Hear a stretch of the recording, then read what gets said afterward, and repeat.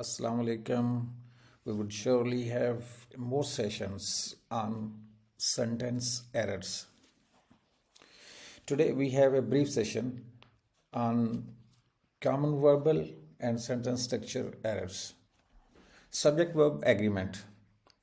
This is the main issue students often find while writing sentences.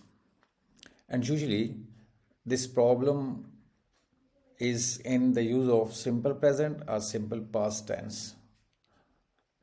With reference to simple present, which we also call present indefinite tense, we have certain examples to clarify those reasons or those mistakes which students often make.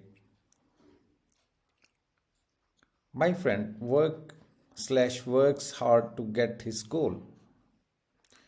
Her work is incorrect because my friend is singular and it needs first form with the addition of s or es. So the answer is my friend works, not work. He does / do not waste his time. Again, he, she, it, or any singular name needs to have the use of does, not do. Whereas we find that here do option is also there. So the correct sentence would be he does not waste his time, instead of saying he do not waste his time. The sentence may be like this: she does not waste his time. We help / helps each other in our studies. Now, the subject we needs the use of help, not helps. So, we help each other in our studies is correct sentence. He does not care / cares for his health. In the presence of does not, only the simple first form is used without having any addition of s or es. So the sentence would be he does not care for his health. In using simple past or past indefinite tense, the main mistake that occurs by the students is they use second form in the presence of did or did not. We have example: we did not go / went for a picnic. Grammatically, when there is did not, only the first form without any addition would be used. So the correct sentence would be we did not go for a picnic. Use of modal auxiliary verbs. In this slide, we would discuss the problems which students often feel and find in use of modal auxiliary verbs. Modal auxiliary verbs are may, might, can, could, will, would, shall, should, must, ought to. Well, modal auxiliary verbs are used to show possibility, ability, permission, obligation, or duty. Usage. After any modal verb, we use V1, that is also called base form. For example, go, work, take, decide. Example, we may or may not - you. We have different options: help, helps, helped, helping. So the help will be used according to the grammar rules. Secondly, problem is what to use from has, have, had after modal verbs. And the rule is after any modal verb, only have is used. And when have is used, the form would be third form. Pakistan should won the match. We have three options in bracket: has, have, had. But according to rule, the correct sentence would be that Pakistan should have won the match. So if students write Pakistan should had won the match, it would be incorrect and wrong. Next example, they might have done it. Why we have used done? While we have different options: do, does, did, done, doing. Because it's a grammatical need of have to use third form after have. Another common problem which students often find while writing sentences is about the difference between active and passive voice sentences. General misconceptions are there that every sentence having third form or ending with by phrase is a passive voice sentence. It is misconception. It's not true. We would have examples in next slides to elaborate this grammatical point. First, we need to know about the use of third form. First, after has, have, had, third form is used. And in this case, sentence would be active voice. Secondly, after be, third form would be used, and in this case, sentence would be passive voice. Before having examples to elaborate it, we need to discuss about V3 and be. V3 means third form of verb. Similarly, it's often said V1 for first form, V2 for second, V3 for third form, and V4 for fourth form, that is ing form. And to some grammarian, there is also V5, that is first form with the addition of s or es. As we can have goes, comes.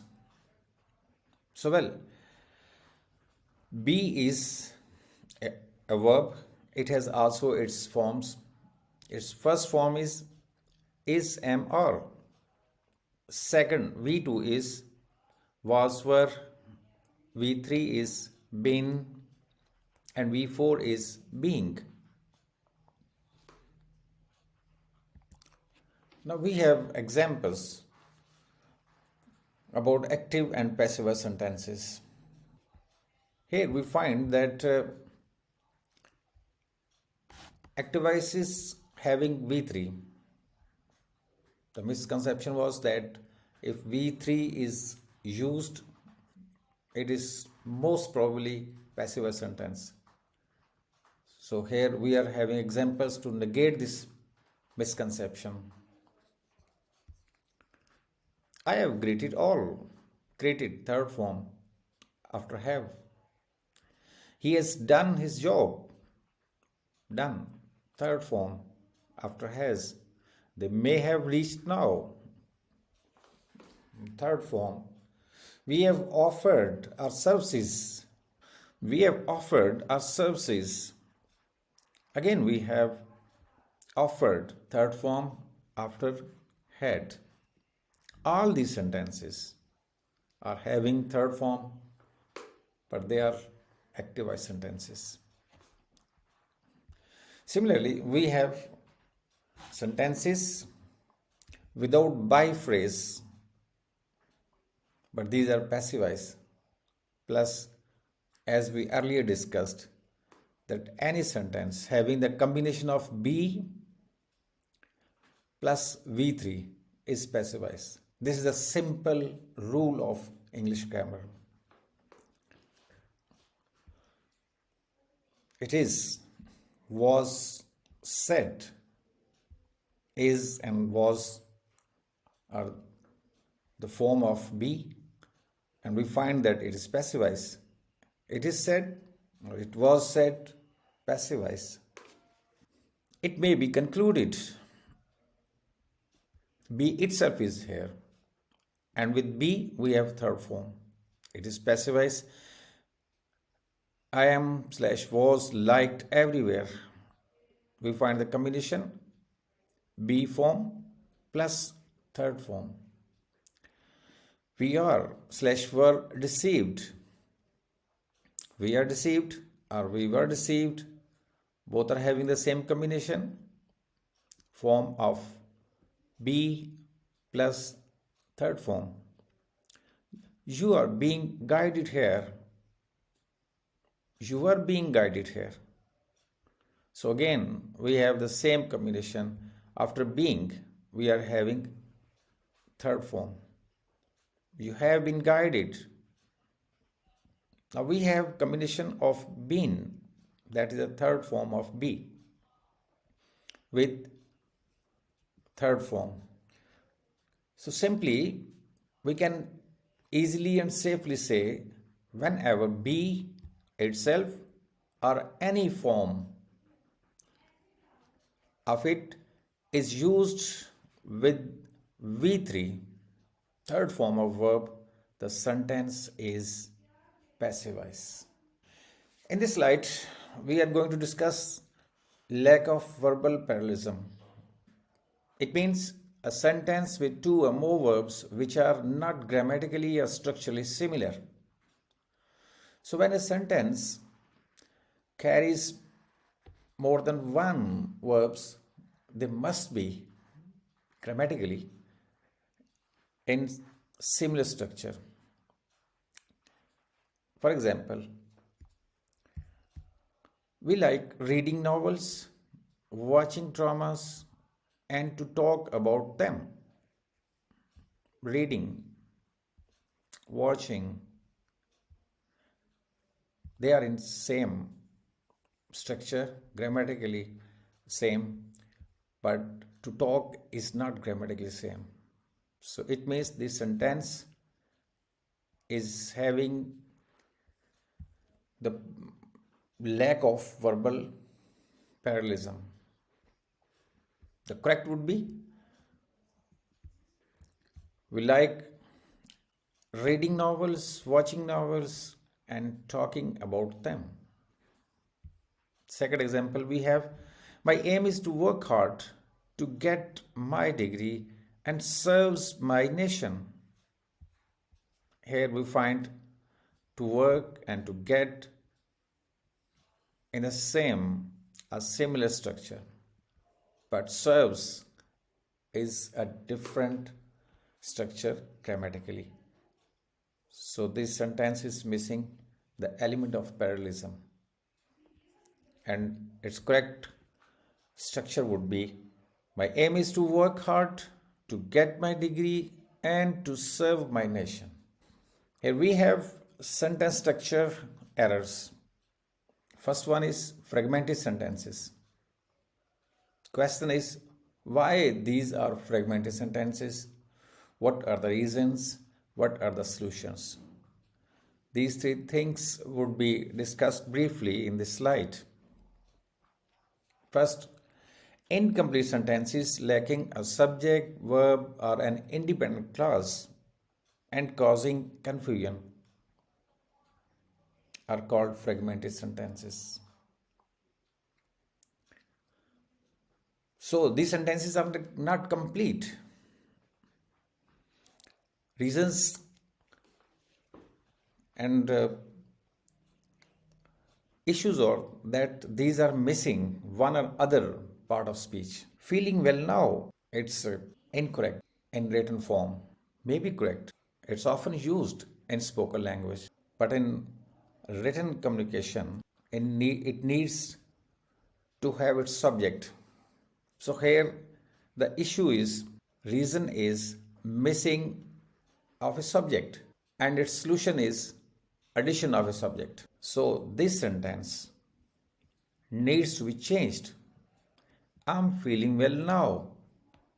So this sentence needs to be changed. I'm feeling well now. Here we have another example. Here the snow. It may be right with reference to the context in spoken language or in any literary form, but in written communication it's missing subject verb. But in written communication it's missing verb and its solution is addition of verb. Here the snow is falling. This is the correct and complete sentence. It's not giving complete message or sense. When you came, it's dependent clause, but it's missing an independent clause to complete its sense. So all these sentences are fragmented because these are not conveying complete sense due to missing one or other part of speech, and it needs to be completed. While talking about this sentence, when you came, it needs the addition of an independent clause to complete its sense, meanings, and message. When you came, I was tired. So all these sentences given in the examples are fragmented pieces because these are not conveying complete message due to missing one or other part of speech. So these sentences require the completion of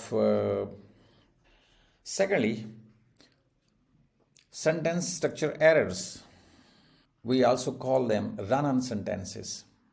Question is, which are the run-on sentences?